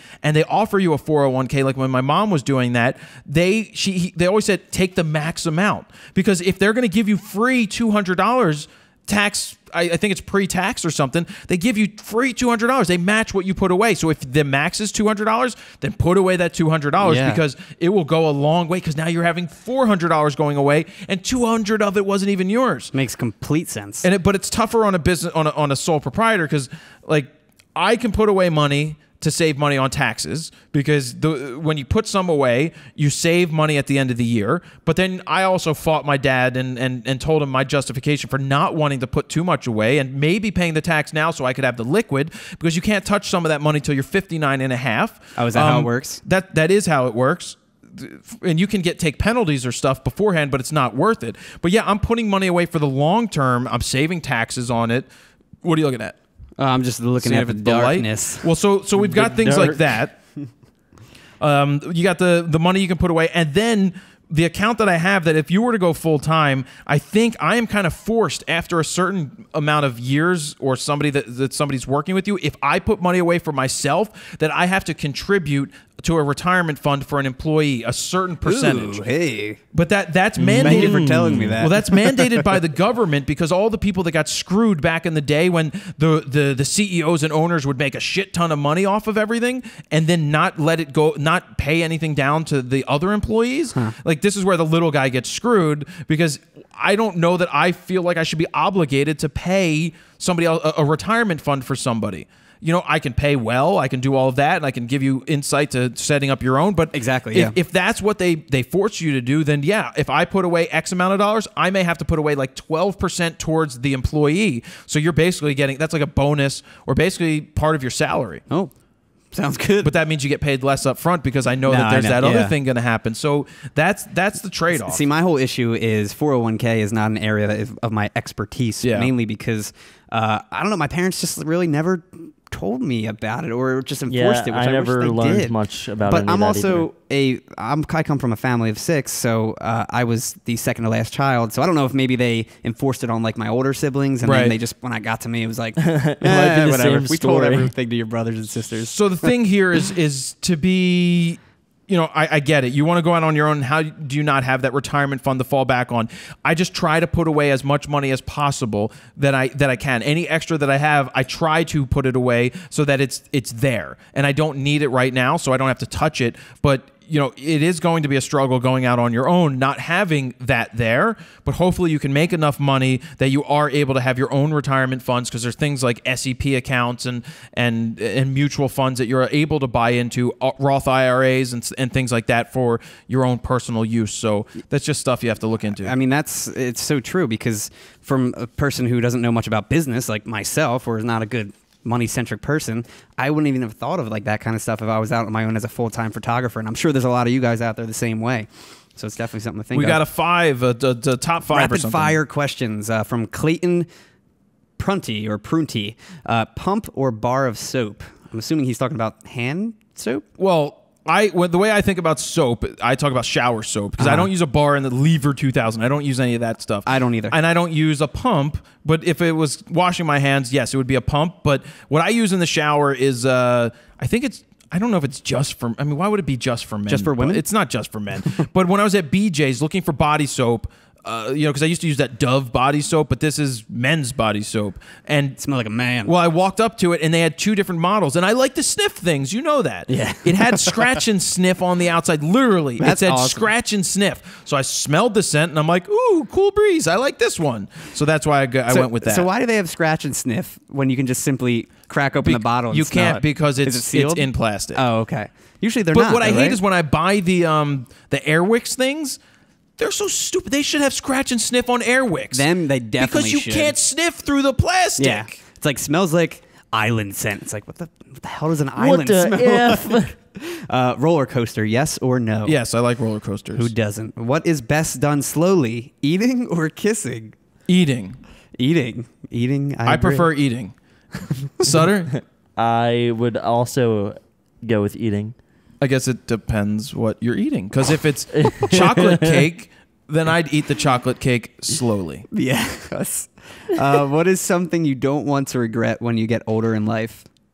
I guess at this point, it's just not... It's getting to a point and being like, I wish I did that. So I'm trying to do that. Whatever that is, I'm trying to experience it now. What is something you know you have to stop doing? Not interrupting you. I stop doing... You did pretty good this episode. It's all about evolution. It's evolving as a person, so changing certain things. There's nothing that I can see that I need to stop doing. I think I need to start going and doing more. Yep. Experience certain things. I also think that from a personal standpoint, I don't think you need to think about constantly evolving all the time. I'm always thinking. It's like we always perfect something. You're like, we need to do more. I always want to make it bigger and better. No, I totally understand. And this is rest of rapid fire is done. Maeva Silva. When coming up with a name for your photography business and you still don't have a specialty like newborn or wedding, you kind of shoot everything. Is it better to go with your name photography or with some off-the-wall name? Well, I know from the past that going with an off-the-wall name is not the easiest thing to do because, one, people may have trouble spelling it, and it's a pain in the ass that every time you talk to somebody, you have to spell it out and they don't get it. It's just easy when you have a name that you could say. I mean, what is there to say? When you're I just focus. Your focus needs to be on the quality of work that you have. The name is important, but I wouldn't stress over it so much because your work is going to stand out for yourself. If you can come up with something like Gizzy, my buddy Gizzy O'Toole, whose God-given name was like, I don't even know. Gerald? No. With some of the G? I forget his first name. Cletus. No, I forget what Gizzy's first name was. Bartholomew? No, but he had it changed before his wedding when he got married. He had it changed to Gizzy. How did he get that nickname? I don't know that story either. Yeah. I have to probably ask him. But what he did is he started Gizzy Style Photo. Gizzy style. It was Gizzy Style. And I love that because that stands out and I'm going to remember Gizzy Style. That's cool. But, you know, photos by Bob. I've seen that. That used to be in the yellow pages. Do you know what the yellow pages are? Yes. The phone book. I just got a yellow pages the other day. I know your girlfriend needs to use one when you go out to eat. To see over the because she's only 4'8", 11, 85 pounds. Yeah, I showed up at my house and there's one on my front doorstep. I'm like, what? Is this like 1998? It's called firewood, is what it's called. But Fire starter. when it comes to coming up with a name, I don't know that you need to have photography at the end of it for a website. They do sell .photography domains, but the thing here is come up with something, make it easy. I have jaredpolin.com. So it's Jared Polin Photography. It's my work that stands out. You're going to remember it. Of course, Frono's Photo is a little different. That's pretty cool. That could work. Just come up with something, but just make sure it's relevant. See, I feel like, personally, if it was something like Gizzy Style or like kind of a weirder, odd name, I don't know if I would take them very serious. I mean, I don't know. To me, I'd rather have someone just like Steven Sutter Photography or Jared Polin or whatever. I feel like that's more of a professional thing? Maybe just because I'm so jaded on always seeing that I assume you're at another level. I don't know. Yeah, I don't know either. But Another level. So that's just some recommendations there. Ronnie White, you seem to always dodge questions on monetary compensation. Could you dive into more of the business aspect of photography and pricing work and other ways to profit? So first off, I don't dodge the question. It's not a simple question to answer. Not at because all. Pricing is different for everybody. I can't tell you what your time is worth. It's up to you to figure out, what do you get paid at your normal day job? Is it $10 an hour? Well, would $10 an hour be worth it for your photography? Probably not. Would $25 an hour for a 4-hour shoot work?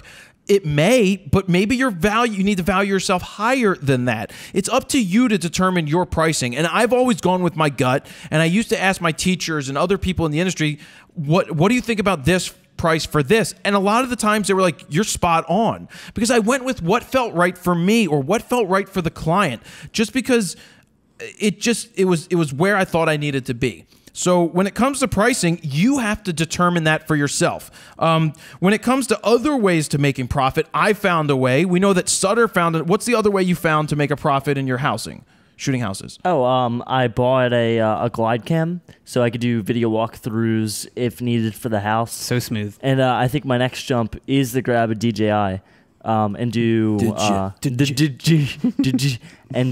just overhead aerial views of the property and stuff if that's needed. And I need to still figure out if that's something that's worth it to me for the area that I shoot real estate. And someone to like. If it was me looking at the house who is not familiar with, like, say, a DJI or something and saw that video, I would be blown away that you got aerial shots of the house. My pants. I'd be like, oh my God, this is incredible. No, that's definitely something that's good. And that's another way to make profit. And with coming out with the Frono's Photo video guide soon, that's going to give you another way, another avenue to charge more to make added profit. There's other, I mean, I can't tell everybody what to do. I mean, that's the thing, is that you have to figure out some of this stuff on your own. You really do. It's trial and error or going with your gut. We can give you, I don't dodge the question just to dodge it. I try to give my insight on what you could do. Figure out a 4-hour shoot. Is it worth $275? That sounds pretty good for 4 hours if you're just starting out, but it may not sound like a lot for me to go do a 4-hour gig at this point.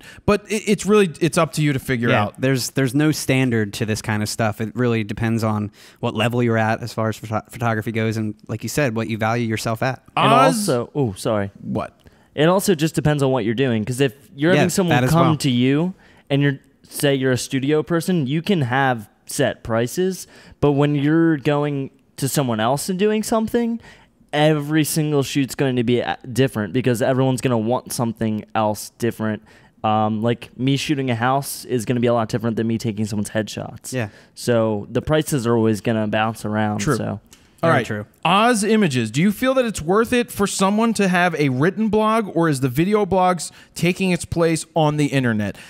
Well, I have a video blog because we know that I make a shizer ton of videos. Shizer. But it is important to have written information. If you don't have written information on your blog, then Google isn't going to find you. It's SEO, it's search engine optimization. It's really important to go ahead and have that.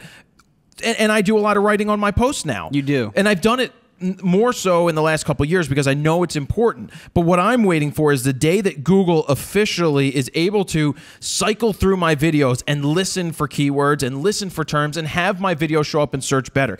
We know that they do a little bit of that with the crappy transcriptions they do on YouTube, which are never right. Never. But it's getting there. So if they ever get to the point where they value video and they're able to put it into ranking, then I am going to be winning in search because I have 1,500 videos on my site. And you're one of the only ones, at least that I know of, that really puts a full article of what you pretty much a full recap of what you do in the video in the article section. I try, but it's usually they say 600 or more words, which I don't do that every time. No, but like our buddy Matt Beck, for example, the hairdresser who has his own channel that got all the subscribers, he followed that model and also puts 600 to 800 words or whatever in every post, and that earned him how many subscribers? He has a lot. Yeah. So it works. I think you need to have a little bit of both. I like making videos because they're easier to make for me than writing, but they go hand in hand. And especially once you have the video, it writes itself because you just listen to the video back and just do cliff notes of it. That is true. And that's just one thing that you can do and expand on it. Bill Hisney, what are your thoughts on Gary Fong and his products? Gary Fong. So first off, let me just say Gary Fong was I guess a very successful wedding photographer, big money wedding photographer. He used to rent helicopters to shoot from the sky to shoot the party images, which now the DJI kind of replaces that. But crazy. this guy was out there doing those weddings, making a ton of money doing that, and he came up with a product. You have a Gary Fong something. Yeah, what the heck is that thing called? The Gary Fong dome? Whale tail? I forget what it's called. Yeah, it's just the little dome Tupperware. shape. Like I have soup from the Chinese restaurant, and I'll put that on the top of my camera. A diffuser. But yeah, I actually like it. I got to look up that name because this is going to piss me off. You look it up, but let me just say that what do I think of Gary Fong and his products? Well, I met him, and I thought he was a pain in the ass when I met him in Germany. Why do I say pain in the ass? Because all he was trying, I wanted to interview him for the site, and all he was doing was trying to sell, instead of just telling me how the product works. And I don't want to be sold to, but by no means am I ripping on the business that he has built. I think he's built a tremendous business, and I love business, and him being able to come up with an accessory that you can sell to amateurs that think they need your freaking plastic domes that don't do very much, because they really don't. It's just another crutch that beginners think they need, that they're sold, that they think they need it. Well, I will say I do believe it's crazy overpriced because it's literally like a piece of Tupperware or a milk carton on the top of your flash. But it's called the Gary Fong Light Sphere, the inverted dome. What I have, it's $50.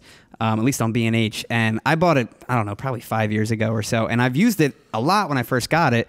And then I realized you really don't need it.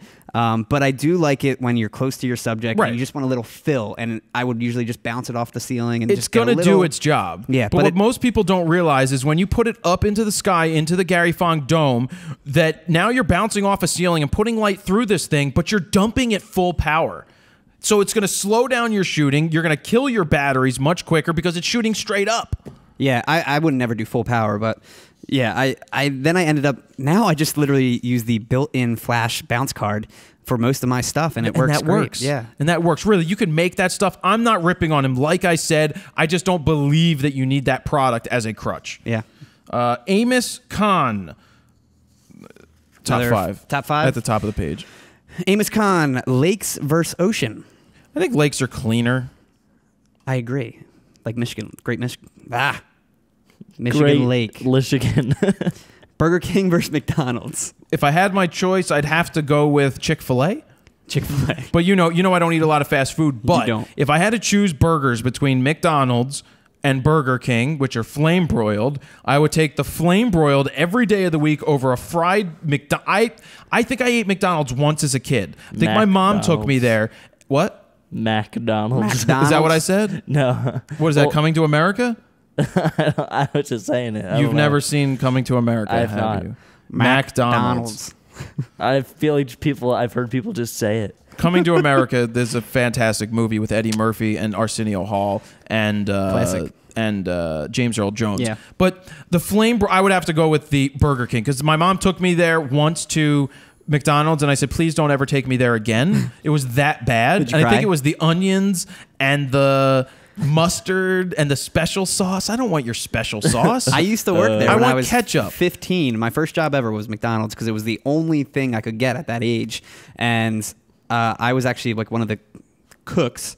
And it's not fried or whatever you're saying, but it's also not flame broiled or boiled or broiled or whatever. You know why it seems fried? Because there's so much fat in the freaking hamburger. Yeah, well, yeah, that is true.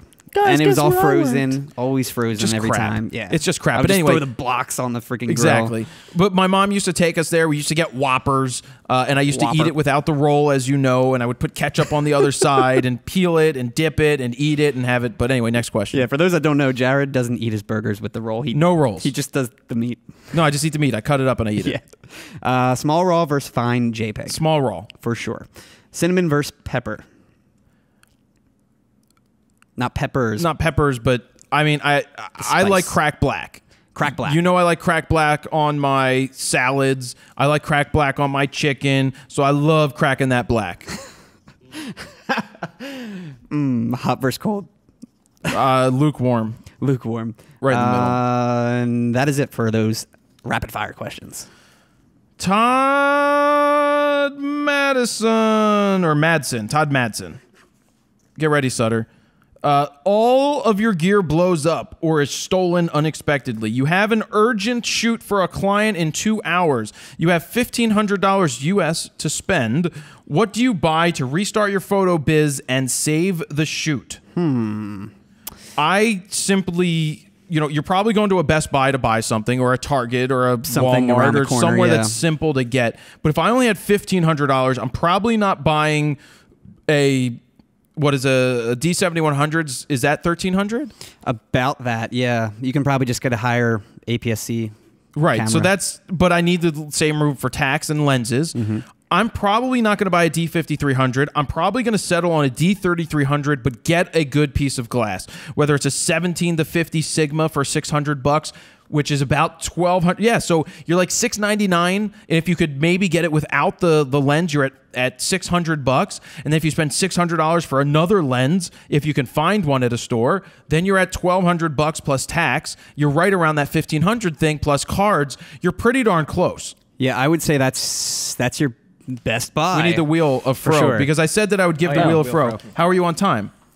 I said I would get the wheel of Fro for a question, and this question stood out at me. Yeah, it's a great question. Yeah, the D3300 for sure, man. I mean, that thing, what's the range? Like, isn't the high range 25,600 It is. for It's the up ISO? there, but I also think that it has a good option for its ISO is pretty good, like you were saying. It's great. So it's a pretty good camera.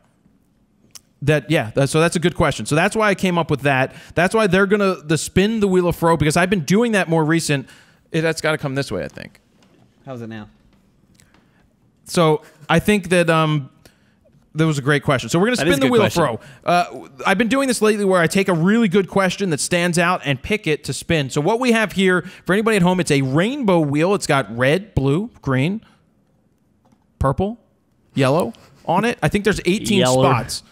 There's 18 spots. What we have on the wheel is a question mark, which we've landed on once. We've got the Fronos Photo Beginner Guide. We have Think Tank, which was won last week by Jesus. Yes.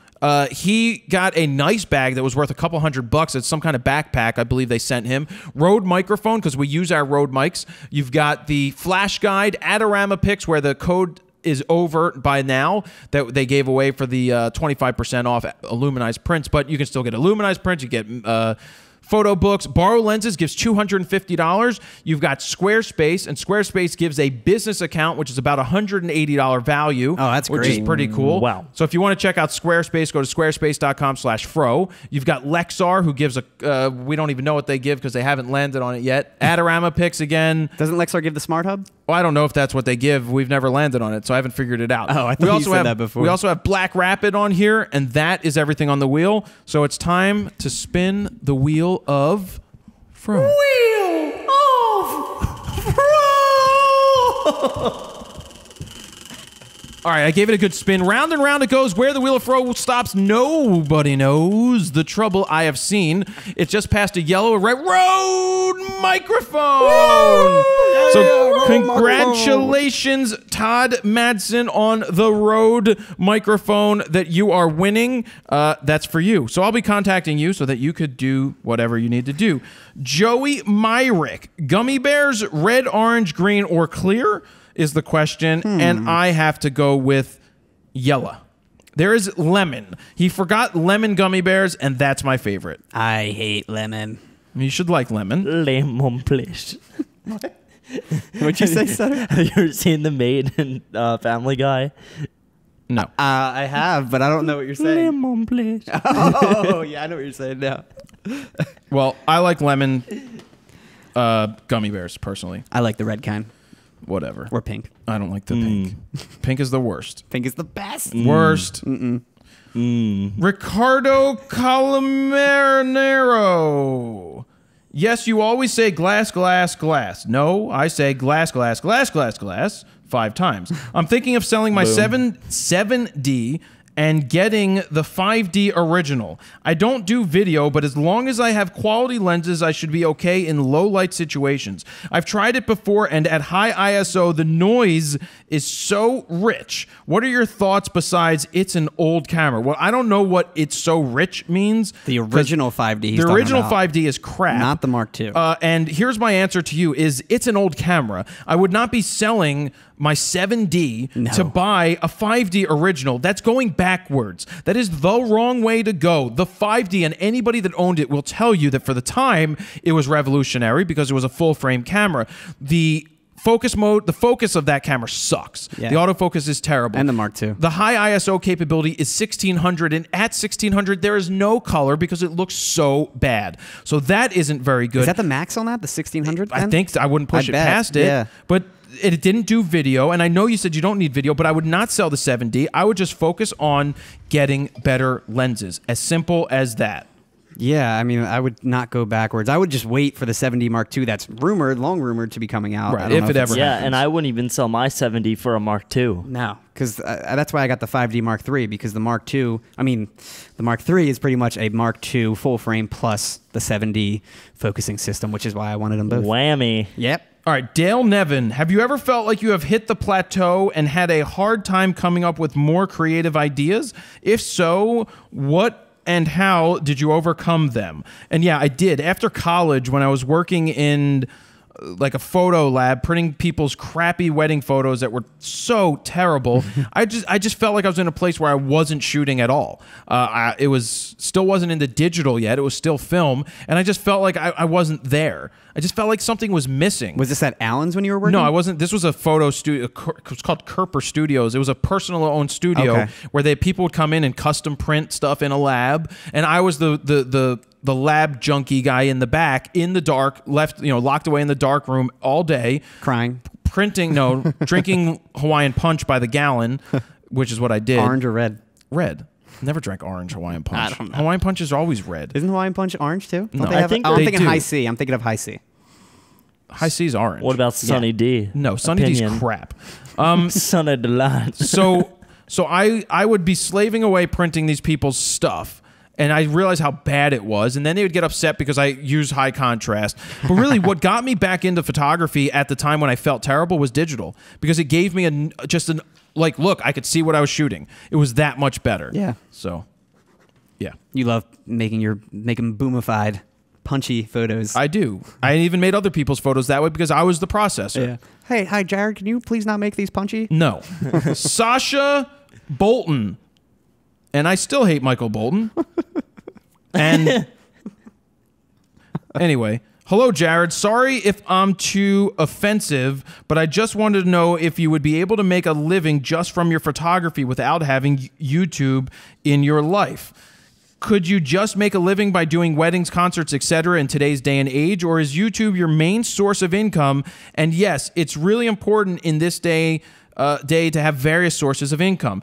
And a really big thank you for all of the work and time and effort you spent to create awesome content for us to learn most of the time for free.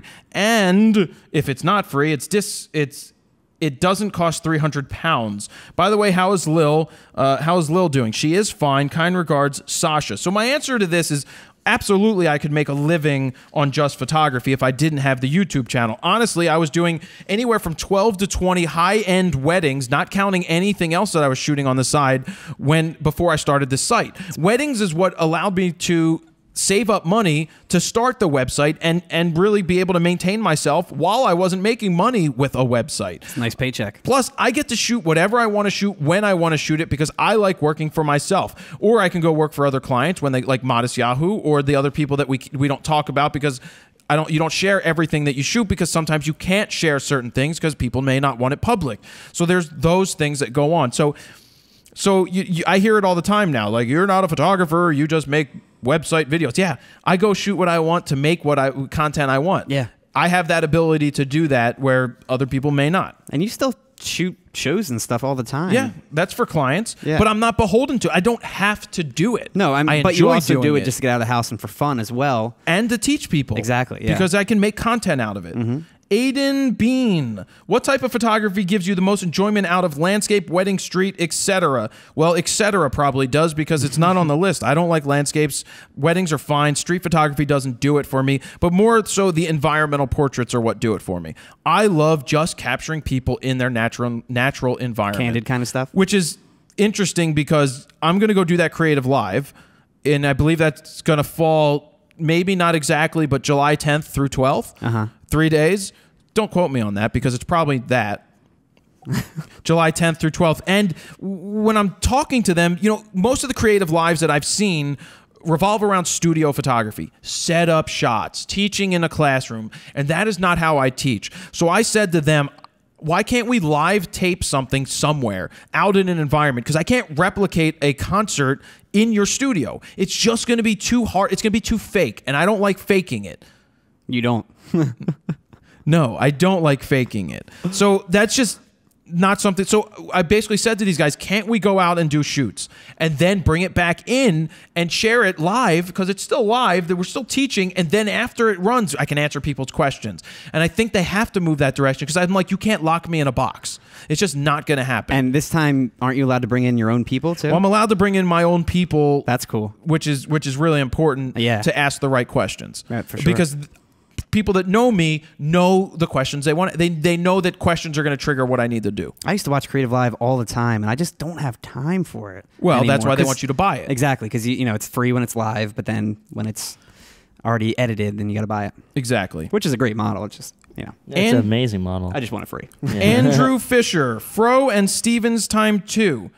I am a member of a number of different photography-related groups on Facebook and a member of my local photography club. It seems to me that people are far more interested in talking about gear and describing what they used to get the shot, used to get the shot, rather than focus on creating a beautiful image. The photos I see being posted lack the basics of photography, composition, use of lighting, and so on. Why has the art of photography taken a backseat to gear? Who the hell cares what the lens you have or body you own when the images you are capturing don't even follow the basic fundamentals of the craft? Do you see this too? And really, I think that this has always been the case. I just think that even going back to people shooting wet plate and shooting big 8x10 cameras, we're standing out there in 1850 going, what tripod do you use, sir? What sticks you on today, buddy? What sticks? And what kind of explosionary device are you using to make that flash? And oh, I picked this up at B&H, you know? That's a shiny new wet plate. What brand is that? Right. What kind of deodorant do you use on that plate? So there's all those different things. I just think the difference today is it's more prevalent. There are more people with cameras putting up more photos. And so yes, there's a lot more crappy work, and yes, people talk about gear, but that's part of the, and I don't know if we perpetuate that as a website. I personally try not to do too much gear talk, but people want to become aware of it. And when people search gear, that's how they come back to websites. So that's why I sometimes do the comparisons, and I do the reviews, but really it comes down to learning the gear that you have and knowing that you're going to get quality work. And it comes back to the fundamentals of photography first and foremost. Basics you need to know Less first. gear talk, more chair talk. Yeah. Yes, everybody loves chair talk. Composition Hunter Evan White. So what happens right after the 3-song rule is done? Head back home, chill out, or even stay and listen to good band? Well, for some shows, you listen to 3 songs, then you go back into the crowd and you can just enjoy the show. You can stay because you have a ticket or they don't kick you out. As you get into bigger venues, they literally walk you in for 3 songs and walk you out the back door when it comes to the end of the 3 songs. And unless you have a ticket, you're not going to get into the music. Yeah, it's usually the general admission venues that let you stay or don't really care because you don't have a set spot. And then the other like arenas, they kick us out right away, which sucks. Exactly. Unless you have a ticket. Right. All right, here's a top 5. Top 5. Oh, we got 2 in a row, actually. Adam Forsberg, Chase Jarvis. Oh, I'm sorry. Adam Forsberg asked the questions. He's saying Chase Jarvis or Zach Arias? Question mark. Yeah, I mean, obviously it's a tough one when you have to pick sides, but I would go with Chase Jarvis for the large reach and the creative live aspect of it. I love his business acumen. Yeah. Memory Stick or XD? I haven't heard those names. I'd have to go with time. XD all the way. Yeah. XD was a fast card, and Olympus used it, and I believe Fuji used it as well. I don't. Oh, XD, man. I really haven't heard that name in forever. Umbrella or softbox? If I had to choose between the two, I'd have to go with an Umbrella because it's more versatile. I love softboxes, but if I had to choose, I'd go with an Umbrella. Yeah. This is a tough one. Back to the Future or Star Wars? Well, everybody knows I love Back to the Future. I love Back to the Future, but Star Wars is even more classic than Back to the Future. It's a hard decision. It's a very hard I don't know decision. that I could make either or. It's hard. It's really hard to say, but I love Back to the Future. I think I'd personally say Back to the Future. Old-fashioned brandy or whiskey? Bourbon rye, Interesting. which is whiskey, I think. Which is what you had this weekend. I did. And you were a little drunk-ski. No, I wasn't. I was a little bit. A little slippery. Raul Sanchez asked this next set of questions. What do you think of starting a photography business with friends? This is like part 1 of the question. It is? Well, he did that question, and then he did a top 5 rapid fire. So here's my feeling on starting a business with friends. I'm not a big fan of partnerships. I don't think that they are the easiest thing to succeed at. The only way I think that the partnerships work is when you have 2 people that do separate jobs. Your job is you're in charge of the business. The other guy's job is in charge of X. So if you have a business like that where you complement each other and bring 2 big styles to the table, you have a better chance at making money. But when it comes to having a partner that you do the same thing, now you have 2 mouths to feed, and somebody usually gets pissed off that they work harder or more than the other. It's like a band. So if you're not the owner, when you're the owner, you're in control of everything. It's your business. You make the decisions and the people work for you, and that's really what it comes down to. So I'm not a huge fan of starting businesses unless everybody brings something worthy to the table. I think that completely makes sense. Now his rapid fire questions. Number 1, steak or seafood? I like seafood, like lobster, shrimp, Crab. Bubblegum shrimp. I like popcorn. what are those shrimp. things called? That's Scallops. about it. Scallops. Yeah, you do like scallops. West Coast or East Coast? I'm an East Coast guy. Like the East Heard Coast. that. Chance to spend 1 month in a country. Which one? Maybe New Zealand. I hear it's nice and the trees walk. You can hang out with Trey Ratcliffe. Yes, and do yoga. 24 to 72.8 or 85.14. 24 to 70 because it's more versatile. Shoot Olympics hockey or NFL finals. Meaning the super big game. The big game. The super big game. I would go with the big game over shooting Olympic hockey. Really? Yeah. I wanted to. How many opportunities do you get? I mean, yes, the other one's one every 4 years. I do think the other one's bigger, but just you being a huge hockey fan, I would assume. The big game is bigger. Yeah, it is bigger, yeah. Now, there's one more, top 5. It says Jerry Marcel, cruise or resort? I'm absolutely going to take a resort. I just think cruises, they've got that retro virus, I believe, that you can get sick on. And not every. It's just people get sick and then they have no fun. Because they can't keep any of their food in. It's tonsillitis? It's like tonsillitis. Maybe a bunch of redheads licked your tonsils and you're in trouble. But with them giraffe tongues. With what?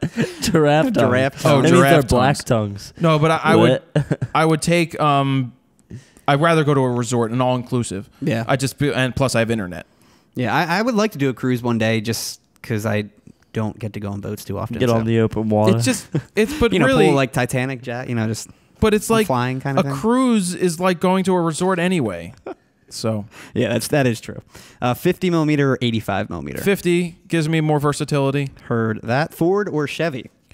Well, neither. I would usually say neither because I'm a Nissan guy. I love my Nissans. But if I had to choose between the two, I think Ford has done a tremendous job over the last 5-6 years surviving as a company and thriving because they took no money from the government for the bailout of the auto industry. And they've started. Didn't? No, they didn't take. They were Interesting. the one company that took no money and survived because they started to put out majorly quality product. They've done a great job. That's great. So Ford's done a great job. This next one, Dancing with the Stars or A Knife Through the Head? Dancing with the Stars. I'd watch it. You don't want a knife through your head? Carrie Ann Anubra. If you had no other choice, D7100 or D3300? They're not even terrible choices anymore. Either or at that point. Yeah. If I had to pick one, I'd take the D7100 because it's better. I honestly think I might do D3300. No, you wouldn't. No? No. I don't know. I've only really used the D3300, so I can't say But if you much. had the choice, I know that the D7100 is going to be slightly better for what I do. If I had to be forced and I had to, like that $1,500 thing was to take the money, save money, then I'd go with a D3300. But then you'd watch your user's guide that you're about to I'd put watch out. my user's guide, which is really good. So at this point, I'm probably still flying in the air on my way to Israel on that 10 or 11 hour flight. Are you going to be able to listen to this? No. Like when it comes out? No, I won't be able to listen to it. You'll I can have to send do it all to you the work. early if you want. No, you'll have to do all the work. You don't want to listen to it again? No, I don't want to listen to it again. So that's what's going on there. How far in are we, Steven? 1 hour and 53 minutes. Are we really?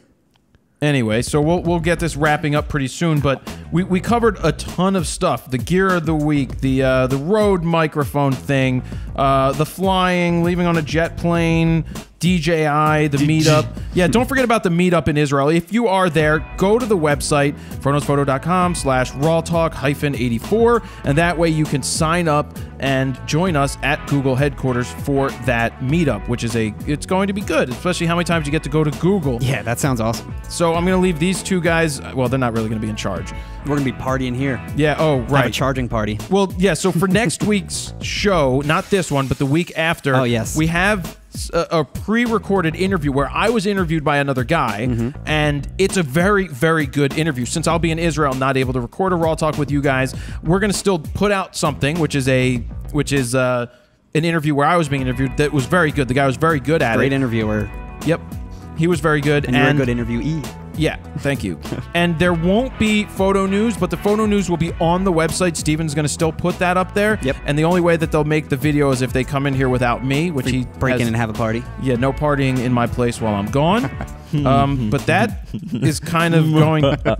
Yeah, not going to happen. I'm kidding. That's kind I of would going to never be do that. it. I'm going to enjoy my time out there, and hopefully I'm going to see you guys soon. But don't forget to subscribe on iTunes so you can be notified when these things come out as soon as possible. And I guess that's going to wrap it up for this week's episode. That's it for Raw Talk episode number 84. Jared Polin, FroKnowsPhoto.com. See ya.